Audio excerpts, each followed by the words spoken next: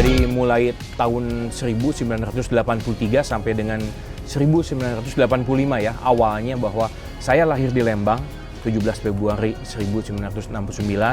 Saya mulai senang main bola itu di kota kecil di atas di Lembang ya. Terdaftar atau tergabung dengan waktu itu klub Putra Priangan. Putra Priangan itu adalah anggota Persib waktu itu ya.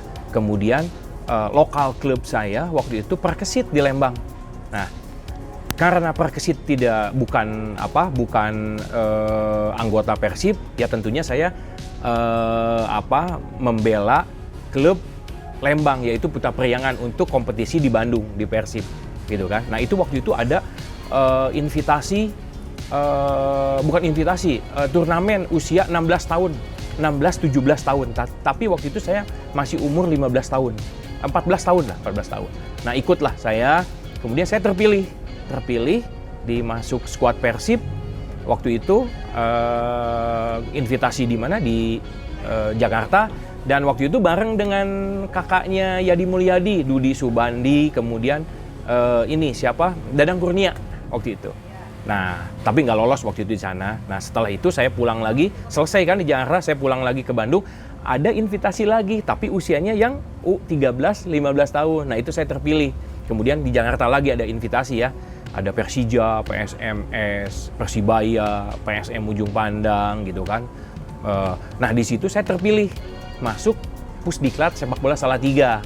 Itu tadi saya bilang 1983 sampai 1985 ya. Saya terpilih tahun 83 itu terpilih masuk Diklat Sepak Bola Salatiga 22 orang waktu itu. Ya, termasuk di Persija, semua ditempatkan di Salatiga, dan itu program program PSSI dan kerjasama dengan Menteri Pendidikan dan Kebudayaan. Jadi talent squad-nya waktu itu ada Iswadi Idris, kemudian Roni Patina Sarani, Sucipto Suntoro. Ada 22 orang yang terpilih ke Diklat Salatiga. Nah, di Diklat Salatiga latihan biasalah, latihan rutin ya pagi sore. Dan waktu itu pertama saya keluar negeri itu di usia 14 tahun waktu turnamen Piala Coca-Cola usia 13-15 tahun di Thailand. Nah, itu perjalanan saya dari tahun 1983 sampai tahun 1985 di situ. 85 sampai tahun 87 saya di Diklat Ragunan gitu. Gitu Kang awalnya.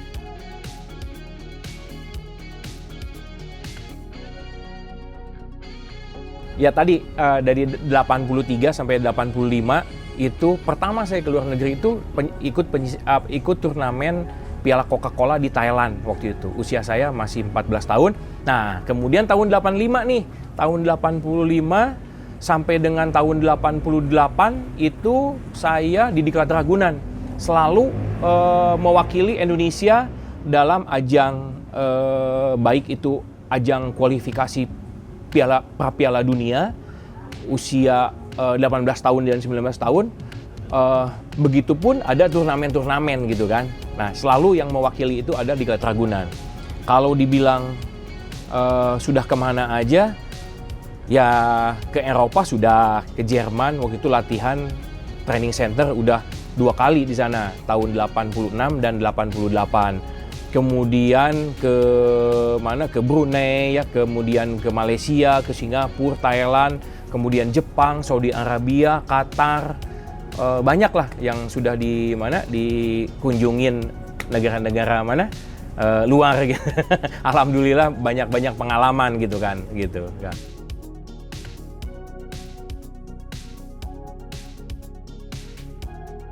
Kenapa saya waktu kemarin itu posting di medsos di IG saya? Karena agak menarik Kang, di samping fotonya juga jadul gitu kan. Tapi di situ ada tulisan kan. Yang saya bangga itu di situ adalah tertera saya satu pakai nomor punggung 10, kemudian bawa nama Indonesia, kemudian yang ketiganya di situ adalah kualifikasi final ya under 16 di situ. Nah,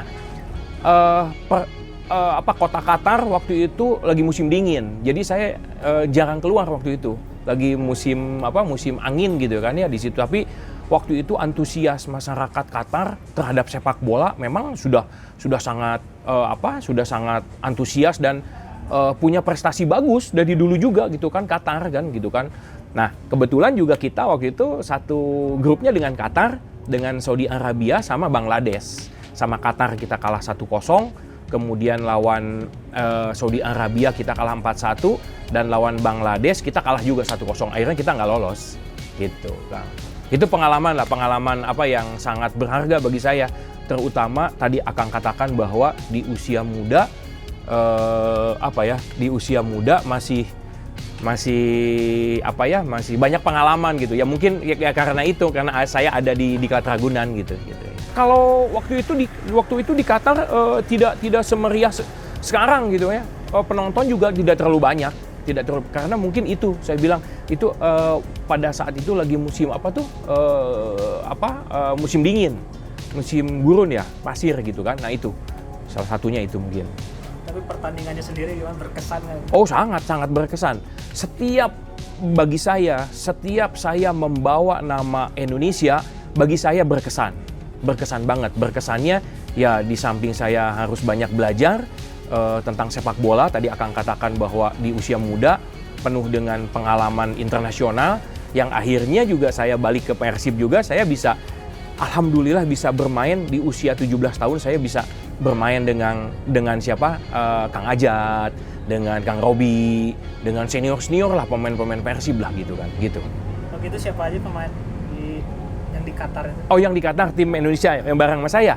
Waktu itu ada bareng ya sama saya itu waktu usia 16 tahun ya, ada Iwan Setiawan, ada Bongo Pribadi yang sekarang asistennya di Seto Nurdiantoro, kemudian Samsudin Batola yang asistennya sekarang di PSM Ujung Pandang, Iwan Setiawan yang itu sahabat saya itu Kang ya, wawasannya sangat luas tentang sepak bola, dan salah satu-satunya pelatih muda waktu itu zamannya Benny Dolo ya, itu satu-satunya pelatih muda yang lulus waktu itu angkatan saya itu.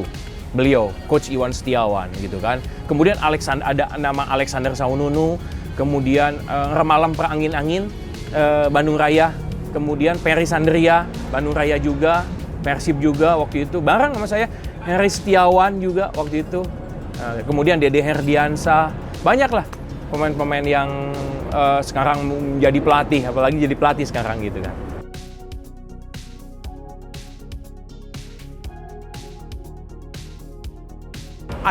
Saya lihat ada waktu sebelah tim grup saya kan itu suka diselingi kan, grup yang di sana itu kalau nggak salah Korea Utara, Oman sama Bahrain kalau nggak salah ya.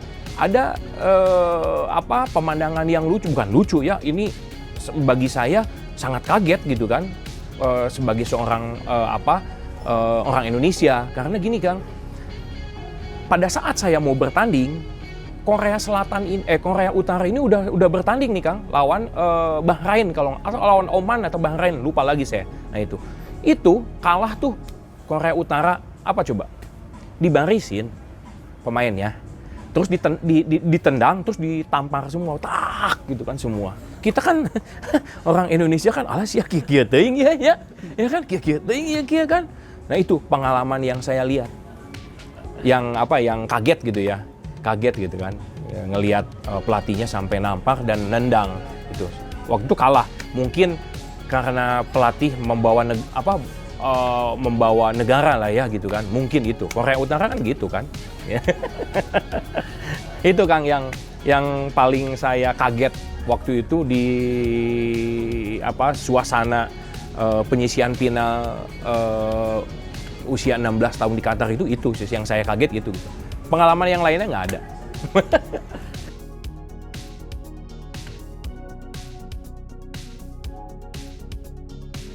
Waktu itu saya pegang trofi Piala Dunia World Cup itu yang duplikat pada saat saya TC di Jerman Barat ya.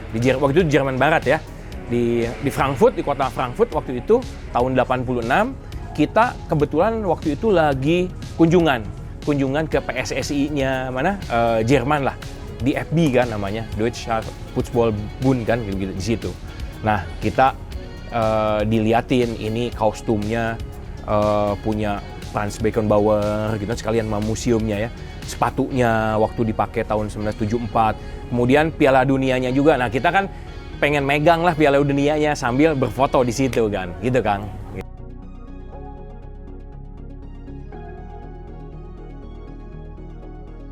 Saya jagoan Prancis.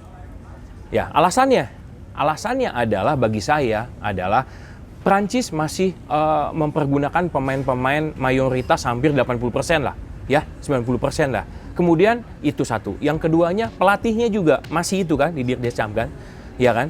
Ya, kemudian juga ya kita tahu lah pasti kelas-kelas pemain-pemain Prancis pemainnya bermain di mana aja kan. Nah, itu yang menjadi kunci. Kemudian mental masing-masing pemainnya, dia masih punya mental bahwa saya juara gitu tahun 2018 gitu kan, masih yang terbaik gitu kan. Buktinya kemarin lawan Australia, walaupun dia kalah ya 1-0, tapi dia dengan segala mental juaranya di lapangan, dia bisa memainkan main bola yang sabar ya, dari kaki ke kaki, akhirnya bisa leading 4-1 ya atau 3-1 gitu kemarin 4-1 kan. Lain halnya dengan Argentina kan, dia kan masih pemainnya baru hanya Messi aja kan, yang lainnya ya maksudnya baru lah gitu kan ya, mentalnya masih kelihatan panik gitu kelihatan. Dan Argentina lawan Saudi Arabia menganggap enteng gitu kan gitu. Itu perbedaannya saya lihatnya dari situ Kang gitu. Tapi Prancis kan mungkin sekarang tiba-tiba Benzema cedera. Betul. Terus ada Pogba, Kante. Betul, Kante ya. Ya gitu. Tetap optimis. Kalau saya tetap optimis, walaupun ada pemain 3 atau 4 yang pemain cedera, tapi saya tetap optimis gitu. Tahu Didier Deschamps apa yang mesti dibuat di Piala Dunia di Qatar ini kalau saya lihat gitu. Dia megang Prancis sudah dari dulu atau? Enggak, saya tidak. Saya selalu Jerman waktu itu. Saya selalu Jerman ya. Tapi saya ngelihat Jerman sekarang ada perubahan yang sangat signifikan kan. Dari mulai pelatihnya, dari mulai pemain-pemainnya juga. Hanya 4 orang kalau nggak salah atau 6 orang gitu. Sudah punya pengalaman di Piala Dunia. Yang lainnya pemain muda. Bahkan ada pemain muda usia 17 tahun ya. Kalau nggak, ya semua kok itu. Saya lebih ke Prancis karena alasannya itu saya. Prancis punya mental juara. Kemudian Prancis tidak banyak berubah pemainnya, kemudian juga pelatihnya juga masih itu, Didier Deschamps gitu kan. Gitu. Sosok Mbappe seberapa penting sih? Kenapa? Sosok Mbappe mungkin kan sekarang dia lagi Iya, naik banget. betul. Apalagi Mbappe juga menjadi andalan di klub ya, di sebuah klub besar gitu kan, di mana di dunia gitu, klub dunia gitu kan. Saya kira Mbappe juga kemarin juga tidak menunjukkan bahwa dia tuh pemain yang individu yang wah gitu kan ya. Dia bermain kemarin saya lihat dia mengandalkan suatu kekompakan tim di lapangan ya gitu. Lihatnya. Udah nggak lihat egonya. Betul. Mbappe ya, di Prancis. Betul gitu. Lain lagi dengan Argentina kan, sepertinya semua pemain tertuju kepada siapa? Messi. Ya, kelihatan kemarin. Messi. Akhirnya lawan tertuju juga ke Messi kan. Akhirnya Messi tidak bisa apa-apa. Cetak gol aja kan kemarin kan hanya dari penalti kan gitu kan. Tidak berbuat banyak gitu. Tidak bisa berbuat banyak gitu Messi gitu kan. Lewat gitu kan ya. Aksi individunya gitu kan.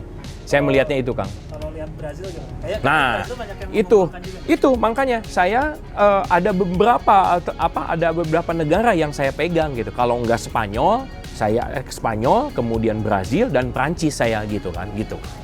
Itu salah satunya Brazil juga saya gitu kan. Gitu. Karena materi pemainnya bagus. Materi pemainnya juga gitu.